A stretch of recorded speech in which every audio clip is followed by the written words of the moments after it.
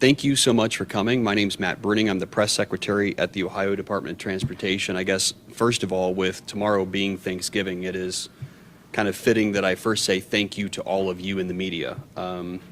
We've had a lot of information we've needed to get out to the public, and obviously we've done that through our website, transportation.ohio.gov/471-FIRE.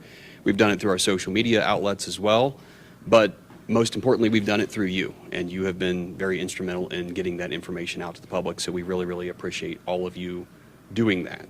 I know there are a couple of questions that are really kind of on everybody's minds, rightfully so.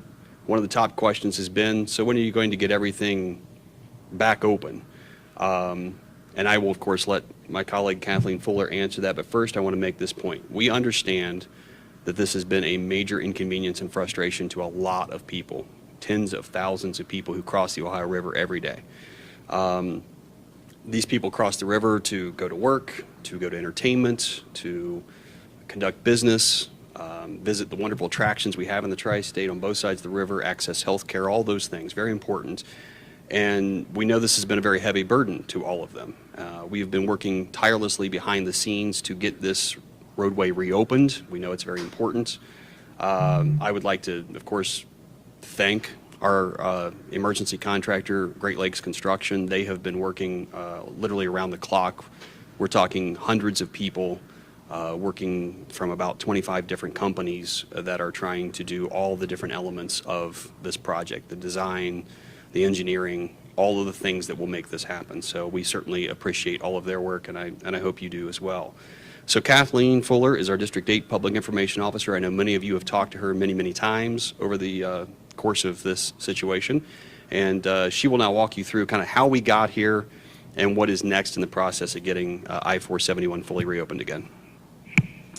Thank you, Matt, and good morning. Yes, I also want to reiterate a couple of things Matt said. Thank you so much for being here today.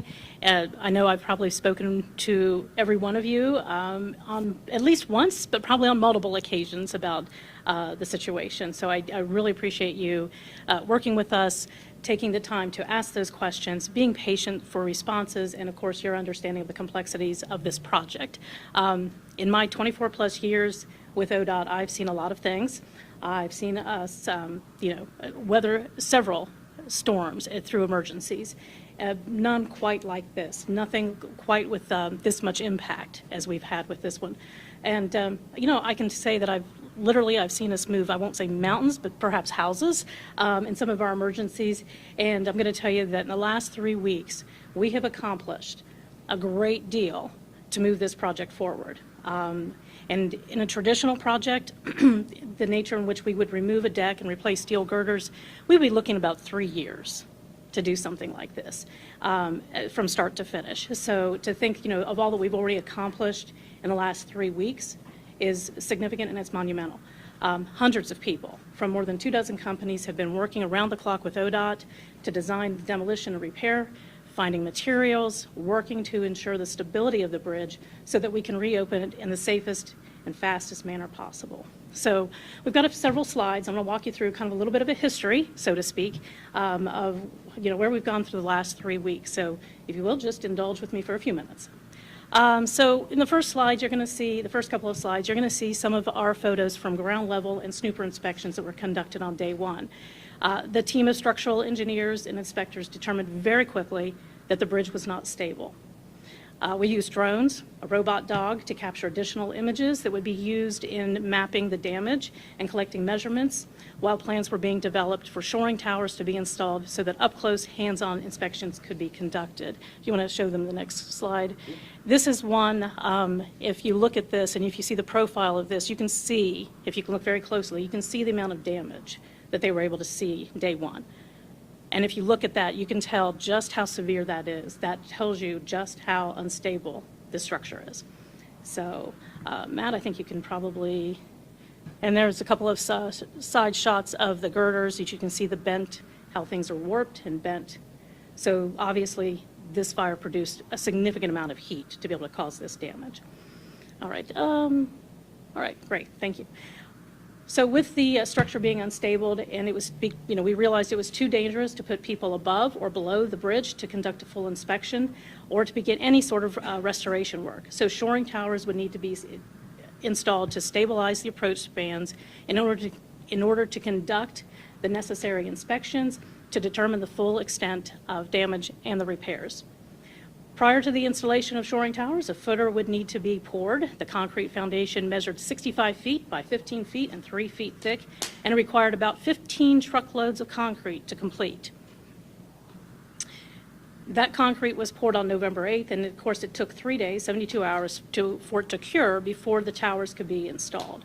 So the first round of 6 shoring towers were installed during the week of November 11th, and those are of course being used to stabilize that north span, span number 4, and that allowed for those hands-on, up-close inspections to take place, which they did on Friday of that week as well as on Saturday. So our structural engineers and our team of inspectors were out there back-to-back days, long hours, both days, conducting those inspections and gathering materials that they could send off for some sampling for testing to really understand the extent of damage and how much would be required to repair the structure. Let's see what to do. Yes, here we've got some additional photos that show you the concrete, the footer that was being installed, and of course crews installing one of the shoring towers. So again, while those towers were going up and inspections were being conducted, at the same time, ODOT and its contractors, Great Lakes Construction, were working on the demolition plans. And go ahead and flip to the next slide. So, demolition of the damaged section of highway is not typical. This is an atypical, not a standard type of demolition. Crews can't simply just go in and saw cut the concrete bridge deck and remove the damaged concrete and then cut the damaged steel beams and remove them, which would be a standard demolition. So we had to develop very specialized, detailed plans. Several of the steel beams were deformed, as you've already seen some of those photos, and those beams had detached from the concrete bridge deck. There was no support, basically. The bridge deck had completely warped in this area. So again, no stabilization, no support for the deck on top of those girders. So for those reasons, we simply just couldn't start dismantling the damaged portion of the bridge. That just wasn't going to happen. And we knew that we needed this detailed demo plan. So for the last couple of weeks, that is what our crews, our folks have been working on. The plan for removing just the concrete deck details everything from where the cuts should be made to where equipment will be placed and how to safely offload the weight from that warped deck. This will be a very systematic approach to demolition, and some of you will hear us use the term surgical. It's going to be like a surgical, very systematic approach.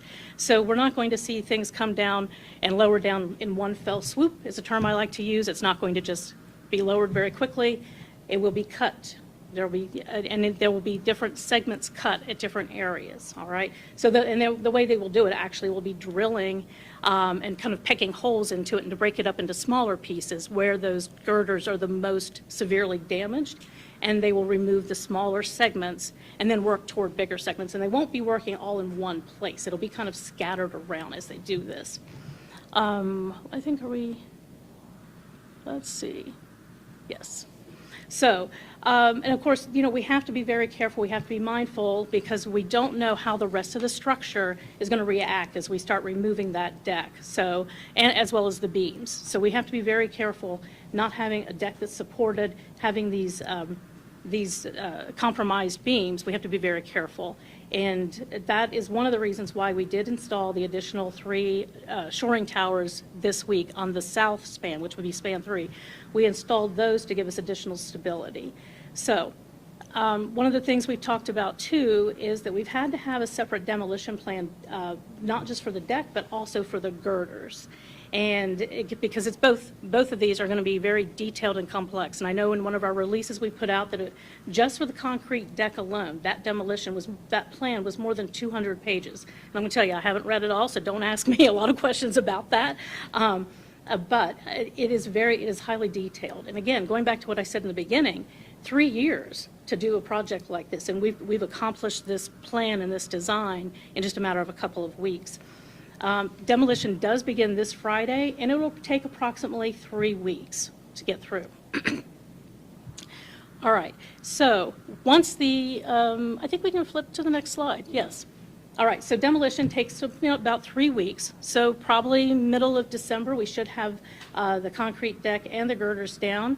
And then once that is completed, crews will repair the wall, the parapet wall along the left side of the northbound I-471 bridge, which we've had the single lane restriction in place since the closure of southbound I-471. So with that, once we get the repairs made to the parapet wall, we will have that completed hopefully by the end of December, and at that time we can reopen that single lane closure on northbound 471.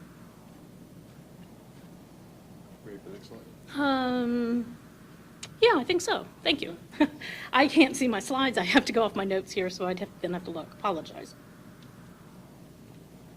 Okay, so while they've been working on the demolition plan, we've got one lane, pardon the pun, one lane working on the demolition plan. We also have another lane of folks working on the design for the repairs. And that is, where we've been, where a lot of people have been asking us about that timeline. We haven't had that demolition plan, or excuse me, that repair plan fully implemented yet. And again, the repair plan itself, very complex and very detailed. The design of this bridge is unique. These are customized girders on the structure, and so we're not looking at off-the-shelf materials that we can simply order from a supply catalog. I know I've used that term. I've talked to several of you about that already.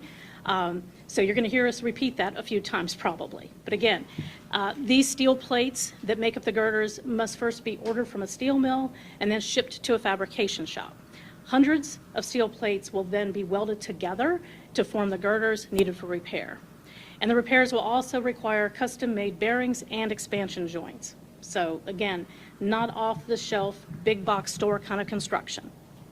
Everything has to be custom-made to make these repairs. And so over the last couple of weeks, ODOT and Great Lakes Construction have been working with numerous girder manufacturers who operate more than 20 fabrication shops to determine the shortest timeline for us. However, bear in mind, there is a high demand for steel beams and girders due to the infrastructure work that has been taking place in North Carolina and Tennessee since Hurricane Helene this fall. So not only are we in competition with that, we're also in competition with all the construction projects around the country where these companies have already been, contracted with various DOTs from around the country, various agencies to fabricate their materials. So we are in competition for materials. Makes it very, very challenging. So to get our order process. This week, we were able to contract with Stoop Bridge, who will fabricate the girders in their Bowling Green, Kentucky facility, and Nucor Steel will manufacture the steel that will be used to make the girders. Okay, based on their schedules, all steel components expected to arrive by mid-January, and then the entire project looks like this. We will repair the concrete pier cap on the damaged section. We'll replace the bearings and expansion joints. We're going to erect a total of 7 new girders. And I know you've heard the term 4 girders was the last number we put out. And I think if you, yes. So, and I know it's hard to see on this pack. This is just a shop drawing from one of our engineers, one of our folks working for us. There's actually 7 girders. And think of it like this. There were 3 long girders, 1, 2, 3, side by side, and then the 4th. Those 3 are basically 2 sections each. There's a splice field in there. So it's 1, 2, 3, 4, 5, 6, if that makes any sense, okay? So 7 girders in total, measuring 556 feet in length. And then we're also going to, of course, be pouring a new concrete deck and the side or parapet walls. And it's going to be more than 7,600 square feet of deck to be replaced. So 556 feet of steel girders and more than 7,600 square feet of deck to be replaced. And of course, we will be installing the new sign truss. I think I failed to mention that sign truss did come down during, we took it down. It was removed during, right following the inspections once we were able to get up there. And the shoring towers, of course, have been installed to give us that stability. Okay, so I know what you all have been waiting. You've been sitting here very patiently for the last 15 minutes, waiting to hear what that timeline looks like. Construction is anticipated to begin in January. All work is expected to be completed in early March. Please, it is very important that you keep in mind that the schedule for completion will be contingent upon several factors: the delivery of materials, specifically those steel girders, as well as equipment, and the weather. We will be working during the winter months, and so we are beholden to Mother Nature. I think you all know that. We talk about it a lot in Southern Ohio. It's important to understand that every situation is unique, and not every situation has a playbook. And by no means does the damage to this bridge and the repairs needed to reopen it have a playbook. So it's going to take time to get it restored to traffic. We are wholly committed to repairing the bridge in the safest manner possible, as quickly as possible. Okay? So we're going to take questions at the end of a briefing, but now I'm going to turn the microphone back over to Matt, and he is going to walk you through a few more things. Thank you. Yeah, thank you.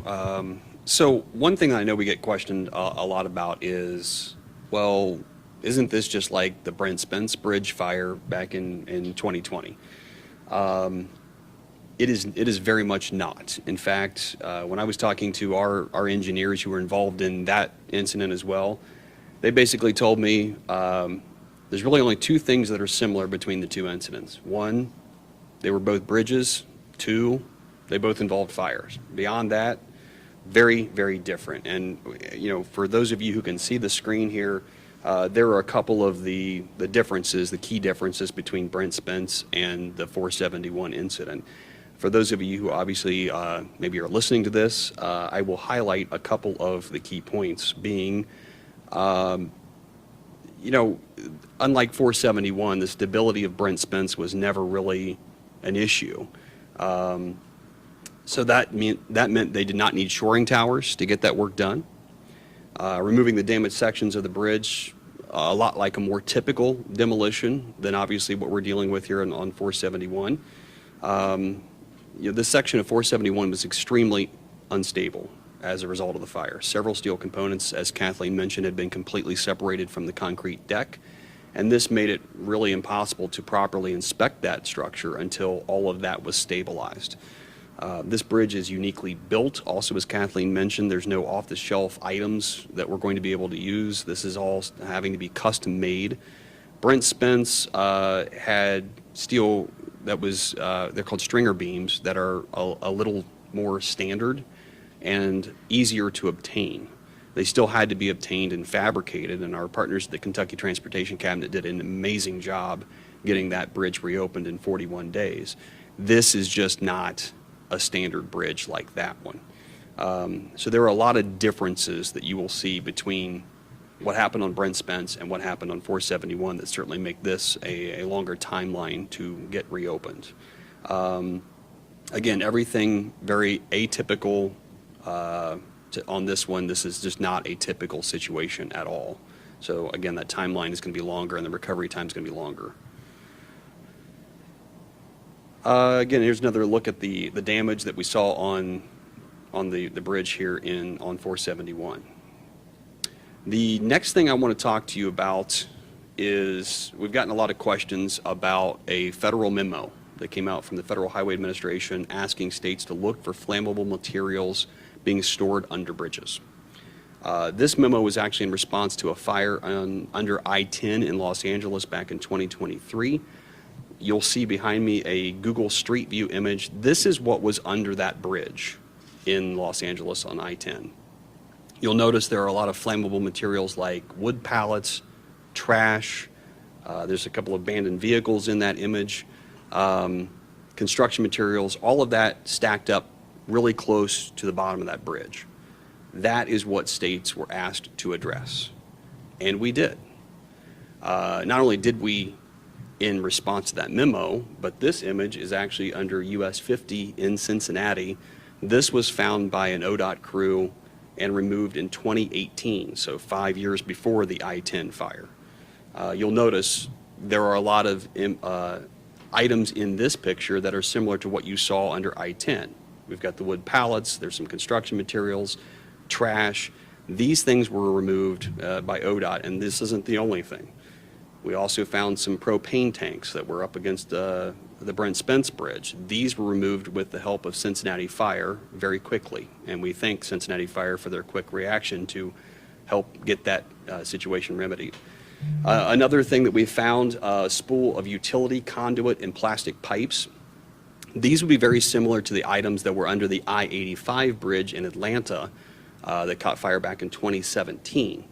So again, we're looking for things that are obviously flammable, that are similar to things that were involved in previous fires.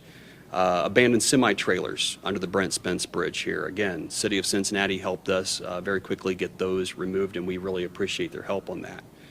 Last image here, this is actually a farm combine under I-75 in Butler County.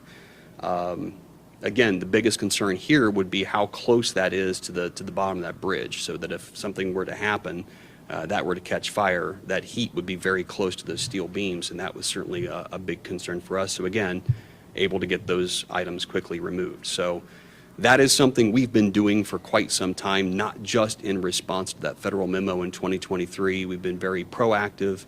And of course, once that federal memo came out, we quickly sent that around to all 12 of our ODOT district bridge engineer, or all 12 of our ODOT districts with their bridge engineers, and said, hey, try to find us some things that are reactive to this memo.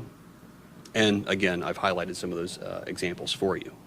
Another question that we get a lot is, how much will this cost? And because this is an emergency project, we do not yet have a figure for that. That will be determined at the end of the process. Obviously, safe to estimate this is going to be in the millions of dollars. ODOT will foot the bill initially, and then thanks to Governor Mike DeWine's emergency declaration that was issued shortly after the fire, we will then be able to pursue federal reimbursements for those costs. So that is how an emergency project typically works, certainly how this one will work as well. The last question that we have been asked a lot is, well, what caused the fire? This is a question that I want to be very clear. Cincinnati Fire will answer. This is not a question for ODOT to answer. We are working on repairing the bridge and getting it reopened. At the same time, Cincinnati Fire is doing their investigation into the fire. We do not have a timetable. We have not heard a timetable from them.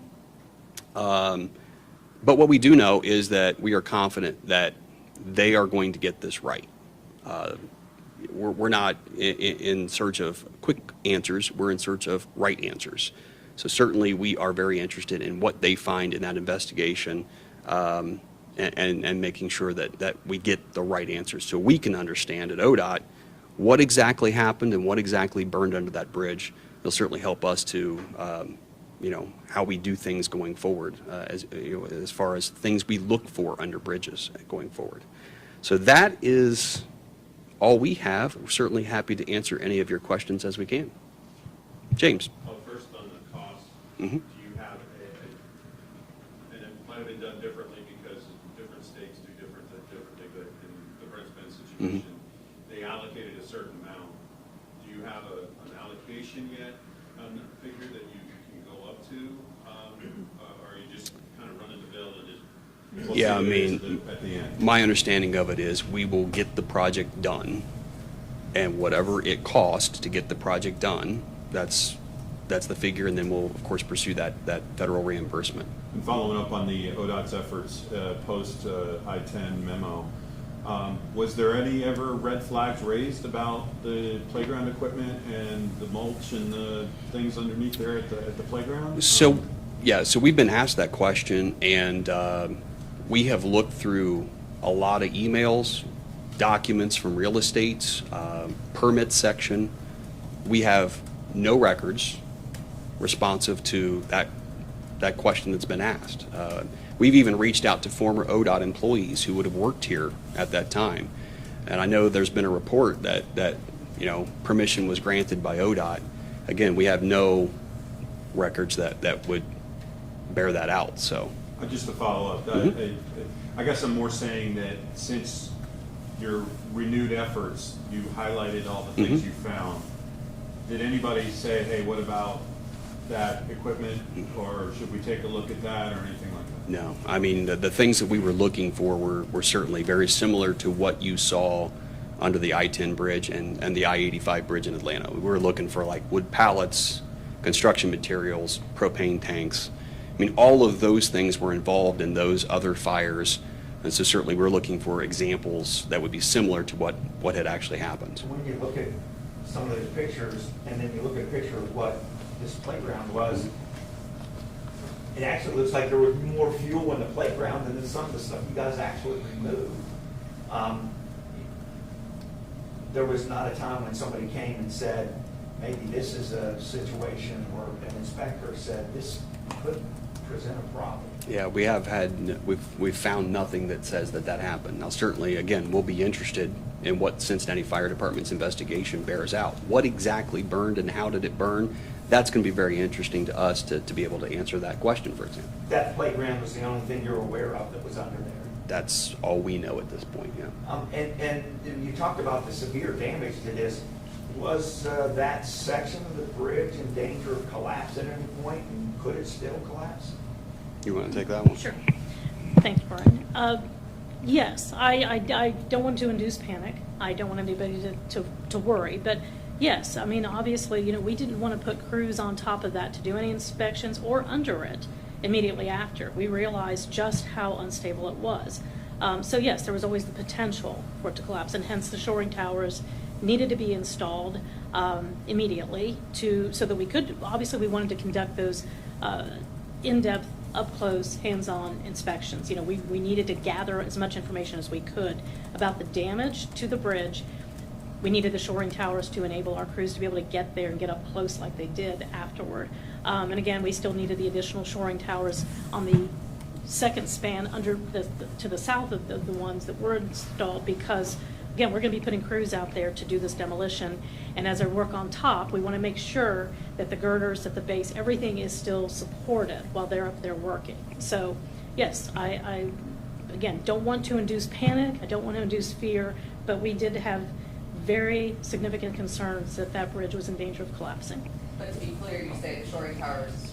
It has stabilized. Yes, it has stabilized. That's not a concern at this point. No, it has alleviated the concern. But again, we do want to make sure that everybody is mindful that, and when we're working out there doing the demolition, obviously the park, we're going to have some closures inside of the park area because we're going to extend that perimeter of closure, because we don't want people in the area while they're doing demolition just because something could fall. Again, that's what lends to that surgical procedure we're talking about, very methodical, step by step.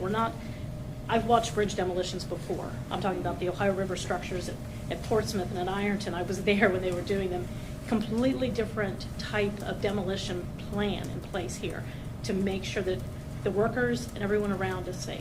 And as they start pulling this bridge apart and unraveling the issues there, is there still a danger that it could collapse? I don't think that it is, and I would have to ask one of our folks, but I think that, again, they realize that there are some unknowns, right? That how will the girders, how will the different parts of the bridge remain stable? Will they and how they will remain stable during demolition? I mean, how will the structure respond, so to speak, when they start, when they bring in the excavators and bring in the equipment? And again, the demolition plan is calling for that to be very outlined with the contractors to know where to put the equipment. And one of the reasons too that we're keeping that, and we have to keep that northbound lane shut, not just because of the parapet wall that's been damaged on the northbound side, but also because we're going to be using equipment there potentially to help us with some of the demolition, because we want to be very careful about where the equipment is placed on that southbound structure. So again, I don't want to say that it is highly probable, but anything is possible, if that makes sense. We think we have diminished that concern significantly with the shoring towers, but we're going to be very careful. Our crews are going to be very, very careful, because they don't want there to be even the least bit of a threat of any part of this bridge, whether it's just parts of the girders or parts of the deck collapsing. Now, the steel beams and the girders, are they all coming from that same Bowling Green? Yes, rooftop? yes. Mhm. What was the discussion there? Was it important for you guys to make sure that the steel was produced domestically? Were there talks about shipping it in from, So what were those conversations? really, a lot of it was timeline. Who can get us the girders? How quickly can you get them, right? And of course, they're going to have to meet specifications they'll be tested, they'll be fully tested before that we do any install, which is a part of our process for, when we do inspections and we do testing on the materials. It was really important to try and find a fabricator, somebody that could, get these materials to us as quickly as possible in a very timely manner. Again, we were hearing from different fabricators from around the country that said, we're sorry, we can't help you until next summer because we are backlogged. We've got to get X, Y, and Z for this agency, this state, this organization, this company. So there's a lot of backlog out there. So again, they were reaching out phone calls. A lot of phone calls were being made in a 2-week time period, and just picking up the phone. The contractors were constantly on the phone with people and sending out. There were some emails back and forth, I'm sure, and saying, who can do this, and how quickly can you get it to us? And because they can get it to you so quickly, how is that impacting the budget? I know that we don't have It actually, a number right now. but actually, it likely won't impact the budget, and there isn't going to really be a significant difference or anything like that. And honestly, I think a lot of the contractors, the fabricators that they've been working with, really want to help. They know the impact this is having. They understand it, and it just so happens that it's coming from Kentucky. The Stoop could get this to us quickly. But we weren't necessarily focused on a particular region. We were talking to fabricators in Ohio. I know far as away as California even, that they were just basically who can do what for us and when. You said that the area, I know I asked this yesterday, total area of the deck is 7,600 square feet. Do you have the dimensions of what the hole is, how long, how wide? We can get that for you. I don't have it offhand. It's a great question, and I'm sorry. I should have thought to ask that before we're coming in here today. But At some point, is this going to look like a boned fish up there? Is that what we're going to yeah, see? eventually when the concrete deck comes off, and again, it won't come off in huge, it'll start off kind of smaller pieces, because they will offload that and then they'll haul the materials away. So eventually, yes, you're going to see basically kind of a skeletal type of structure up there. On the issue of recreational infrastructure underneath bridges, have you begun to look for playgrounds, parks, any other type of infrastructure under Ohio bridges or overpasses? Have you identified any others, and are there plans to mitigate that?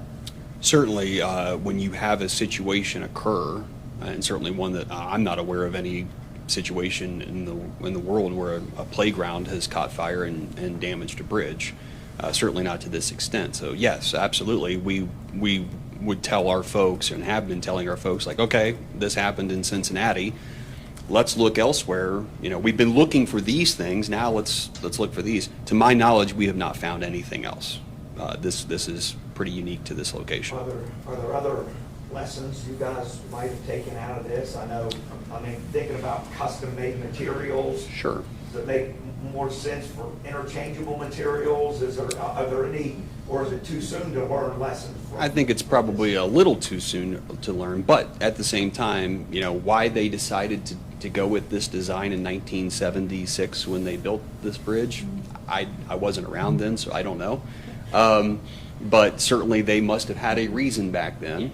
But certainly I think it's a good point, going forward. It is a unique design, as we've pointed out repeatedly. It is not like other bridges. So again, that's why we have to have custom-made parts for it. And again, I might have been around, but I was not working for ODOT at the time, of course, in 1976 or at that time frame. So we don't know those answers to that. We can certainly, explore that as to that, but we're not, building bridges. I can tell you that, and again, if we want to talk about my history and my experience from working in District 9, we have two Ohio River crossings that ODOT fully operates, owns, and maintains in the state of Ohio, and those are both out of District 9, one at Portsmouth and one at Ironton.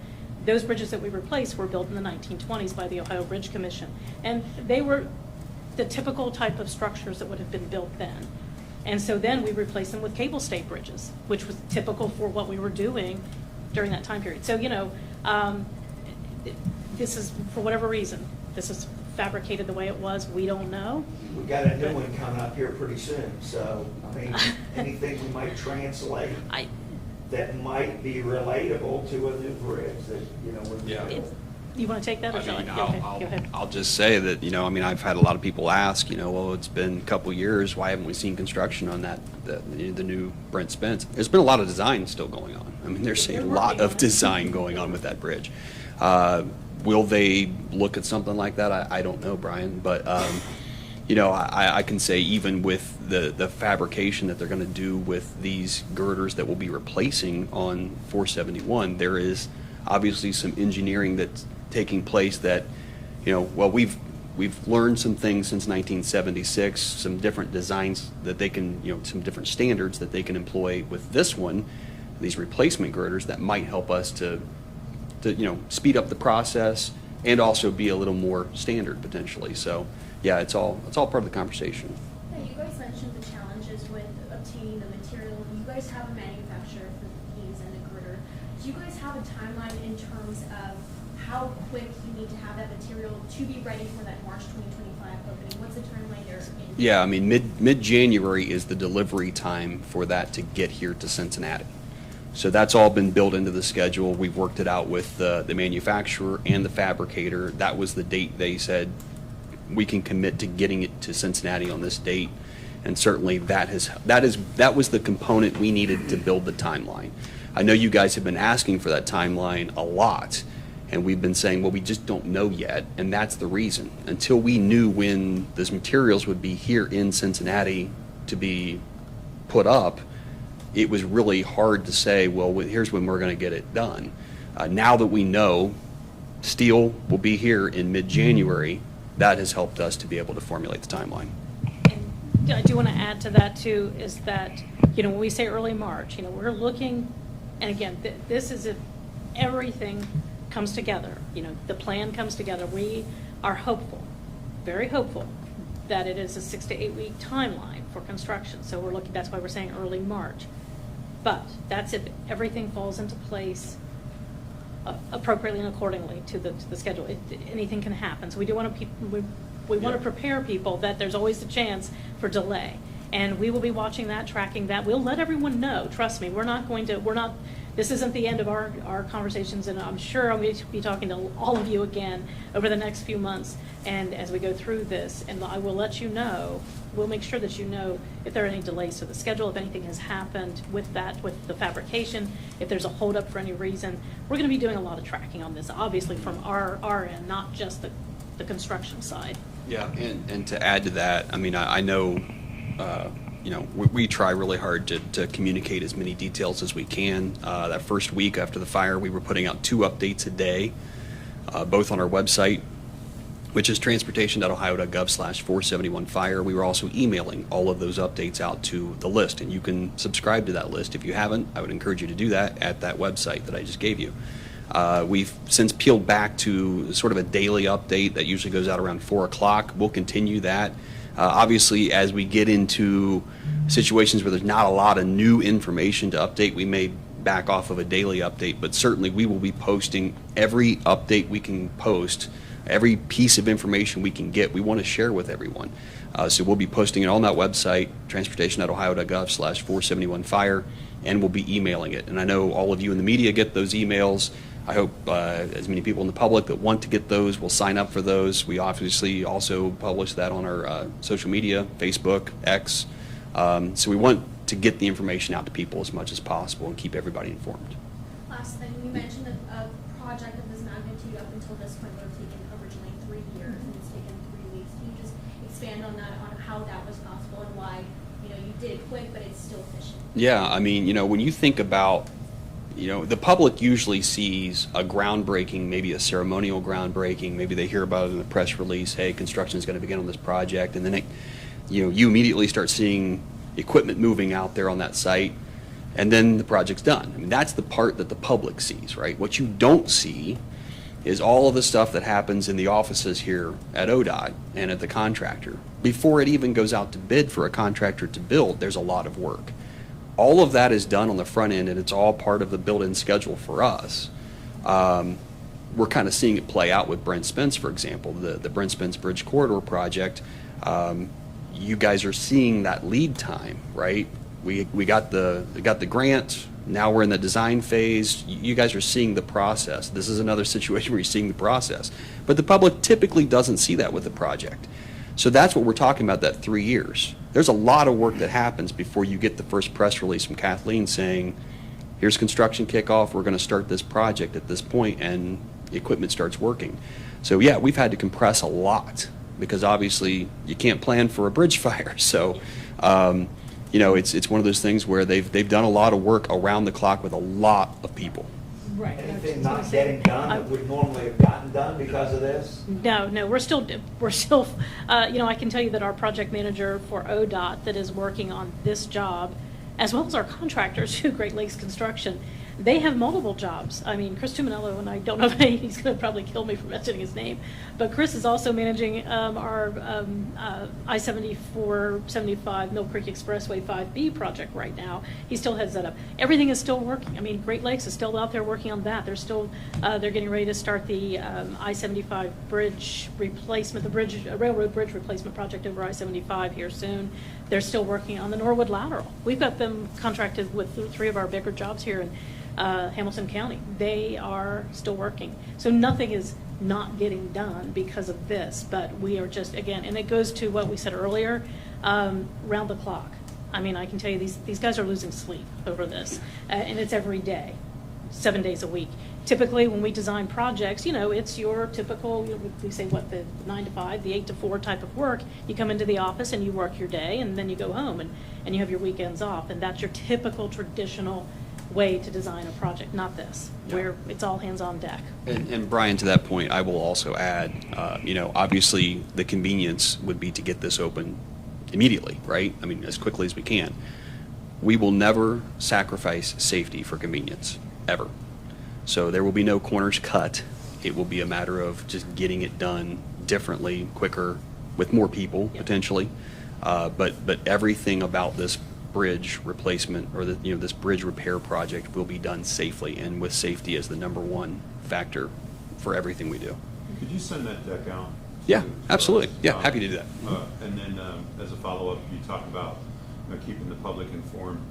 Any chance of like putting up a live webcam or something like that? We've definitely People can talked about- follow yeah. Follow along. Yeah, we've absolutely talked about that. That is something that we've had some pretty intense conversations about, like where would we put it, when would we put it.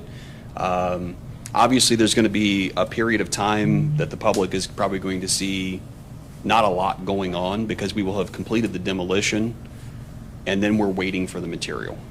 So that has been part of the conversation of the when do we put the camera up. So yes, that is certainly all part of the conversation. And in addition to something like that, obviously we will be posting a lot of photos, videos that we shoot. Obviously you guys will be, I'm sure, down there quite often, updating folks on the progress as well. So, right, with the schedule, and we know demolition starts first. We start that Friday, day after Thanksgiving. They're going to hit the ground running with that. And of course, that'll take 2 to 3 weeks. So through December, you'll start seeing, you'll see a lot of activity still going on. And obviously, 471 northbound, that parapet wall that has to, 70-foot section of that has to be repaired before we can open up that lane of traffic on 471. Again, that's northbound. I want to make sure that everybody understands out in the public that we're not talking about southbound at that point in December. So you'll see a lot of activity, but toward the end of December, you may not see as much happening, and it isn't because people won't be working. It's just we are kind of in a holding pattern and we're waiting. There will be doing the initial repair work on the pier cap that has to be repaired. Again, weather, that is going to be a significant factor for us going into January, cold weather months, precipitation. But we'll let everyone know. We will certainly keep everybody informed. And again, those daily updates to say, hey, maybe this isn't, you're not seeing anything happening out in full view at the site, but we can tell you about what's going on behind the scenes. Some of the downtime is built into that. Right, and we had no choice, right. We have no choice with the downtime because we will be waiting on those steel girders to arrive. And another part of the timeline that we really can't shorten is once they pour that concrete deck, it has to cure. I know you guys had talked about the foundations, that had to cure for 72 hours for the shoring towers. There will be a cure period for that deck. I don't know what that is off the top of my head, but there will be a period where it's just, you're waiting for that concrete to strengthen and cure. They'll Yeah. probably likely, and I don't want to speak out of turn. I want to be careful on this. Again, we'll follow up, give you all the details as they're playing out. I'll be happy to answer questions all the time, anytime. I think I've been pretty good about trying to be responsive to you and trying not to miss calls. I apologize when I do miss them. But probably the deck will be, a couple of concrete pours, and you have to wait for each cure time. You have to give it a certain amount. You have to come back and test after you do a pour to make sure that it meets all of the measurements for that. And so then you come back in and do a second one. So those times have to be built into that construction schedule after the girders are actually installed. Will there be any other traffic impacts while you guys do these repairs? Could- Pete Rose Way, is it getting closed in? So potentially, especially during demolition, yes, potentially there will be, but I think we're looking at just single lane closures, not a full closure. And that would be to get the equipment in there, to bring trucks in to deliver materials when they're delivering the girders, that type of thing. So there would be limited traffic impacts. We're going to try and keep those to a minimum on Pete Rose Way and Riverside, but there will be the potential for that. And obviously, when we're doing demolition, Sawyer Point Park, there will be some additional closures and restrictions, and we will make sure everybody knows that as soon as we have a schedule for the restrictions. And I will also add, just, Cincinnati Parks has been wonderful to work with on this. I mean, they've been very accommodating, understanding, really given us access to wherever we need for crews. So we really appreciate both Cincy Parks and the city for their great cooperation on this. Anything else? You all have been very detailed on the process, and one, I just want to say thanks for the transparency and Sure. responsiveness throughout the whole situation. Still knowing how vital that crossing is going to be, there's going to be naysayers that say 3 months is just not fast enough. In your experience, could you just share and kind of sum up the complexity of the project that's before you? Yeah, I mean, there's just a couple of things that no matter how much time we can shave off a process like a design, I mean, there's just, getting the materials is really the driver of this timeline. You can only do what you can do. The one thing there's a couple things we can't control: the weather, and we can't control those supplies chains. It's going to take as much time as it takes to manufacture the custom-made steel parts and get them fabricated and then get them to Cincinnati. I think it's incredible that they've been able to do this on the timeline they've been able to do it. I again, fully understand the inconvenience and the frustration for people who have been sitting in traffic trying to get home in the evenings. I get that. That is, we're frustrated by it too, but the project is going to take as long as it's going to take, and we're doing everything to get it done quickly. And again, to take a project that would normally take 3 years and reduce it down to just a couple of months, I think is a monumental task. Right. And again, I understand the frustration of the motorists, trust me. And if I could have it any other way, and I could have this open today, I would, but I can't, and none of us can. And I think everybody has to understand that these things, we want it done right. We can't just retrofit with off-the-shelf parts and pieces. They don't exist. It wouldn't work. And so we have to get it done right. We are, we're beholden to the fabricators, and they have been really good to work with us and have been saying, we will do what we can. They have. But again, there's a backlog. And other companies couldn't, when they're telling us, I mean, we were hearing late summer, from some of them, before they could even ship the girders to us to get those parts manufactured. We found a company, and we were talking to a lot of different ones, and some were saying, okay, it's maybe this and maybe that, and so basically we had to hit it hard. They hit it really hard with all of them. A lot of phone calls, a lot of discussions, and everybody was, they're being really cooperative. But there's really not much more that we can do, and I think that just it's patience. I can tell you that yes, I have been in those situations where I've seen our projects. They seem like they're taking forever to get done. They seem, I see that with traditional build projects, excuse me. But even in emergencies, and people are wondering, why is it taking so long? Well, there usually is a reason, and it's not the lack of trying and the lack of work. We are working, but and again, we keep going back to not just the timeline to receive those materials, but also the weather. I mean, we have to, fingers crossed, everybody, we have to really hope and pray for a mild winter and that we don't get slammed with any severe weather that would stop work from happening. Pouring concrete is going to be weather sensitive. It's weather contingent for us. And so, when those girders get installed, that's going to be the next thing, is to get the, they'll have the bearings in place, and the expansion joints, they'll have everything ready to go, but will the weather be cooperative? And we can't answer that question today, that's for sure. But yeah, we appreciate everybody's patience, and if you're, I think, you know, we're talking with Cincinnati. We've also been talking, of course, with Newport and Covington, to, you know, the tri-state area, with the locals concerning those traffic impacts. They have made adjustments to signal timing. They continue to watch those things. The signal timings are probably as adjusted as best they can, given the amount of traffic that has been displaced from this structure. We're looking at an excess of around 100,000, 105,000 motorists who use southbound I-471 that have been displaced, and they're using other routes. And obviously, Taylor Southgate is picking up a lot of that traffic, because when you think about where it connects back down in Kentucky on the Newport side, you know, getting there off of, you know, closer to I-471, a lot of people are using that. So Clay Wade Bailey, we were hearing earlier from the city of Cincinnati, underutilized right now. But because people, you know, obviously if I-471 is the bridge or the route of choice, you know, they want to get the quickest access to that, but they may end up sitting in traffic. So the city of Cincinnati, and as well as Kentucky, and, you know, our partners in Kentucky at Newport and Covington, everyone understands the traffic impacts.